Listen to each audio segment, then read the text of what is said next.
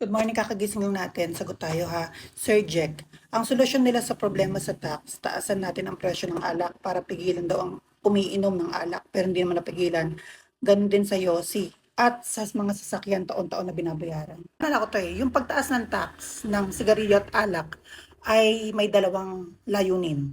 Yung una ay para daw kumonte ang umiinom at naninigarilyo. Then pangalawa, para daw makakolekta na gagamitin para sa healthcare ng mga Pilipino na hindi naman napapakinabangan na maayos.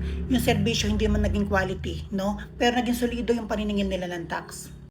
Yung sigarilyo may tinatawag na excise tax at yung alak naman ay nilagyan nila ng ad valorem tax, no? Ibig sabihin nito na dalawang tax na to, taon-taon kailangan magkaroon ng tax ang sigarilyo at alak. Hindi siya consistent, depende siya sa volume, depende siya sa kung gaano kahit, depende siya sa inflation. So, suma total, ang alak at sigarilyo taon-taon ay nagkakaroon ng 7 to 9% na dagdag.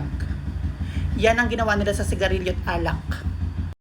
Ang masama dito, hindi naman napigilan ng mga taong pag-inom at pag-sigarilyo. Ginamit na lang yung dahilan para makakolekta sa mga Pilipino. At yung bisyo ng mga tao na hindi mapigilan sa paninigarilyo at pag-inom ng alak ay magamit ng gobyerno para makakolekta ng tax. At ang pinakamalungkot ditong part is yung layunin na dalawa. Isa na lang natupad, makakolekta, na wala na yung para konti ang manigarilyo at konti ang unom ng alak. At yung para saan ito gagamitin sa universal healthcare para sa mga Pilipino, hindi naman napapakinabangan. Ganun pa rin naman Pahirapan ka pa rin mag-claim, pahirapan ka pa rin humingi ng tulong, kailangan may backer ka pa rin, kailangan ang dahil pa rin kakimihang sasabihin kapag ini-interview ka kasi kailangan makapag-provide ng para sa healthcare mo. Sa tingin ko nga, kumpara dati sa ngayon, mas marami nang namamatay ngayon dahil walang pampagamot.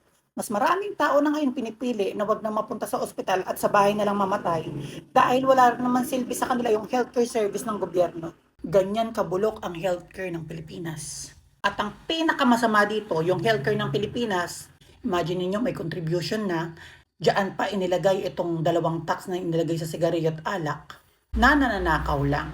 So kung ko-compare natin, dati, nung wala pa tong mga dalawang tax na to sa sigarilyo at alak, ganun rin naman ang serbisyo ng healthcare service ng Pilipinas. At ngayon nakakolekta na sila napakalaki dahil dyan sa dalawang tax na yan. Same pa rin naman dati. Kung ano yung healthcare service na ibinibigay dati, ganun pa rin naman ngayon. Pahirapan pa rin.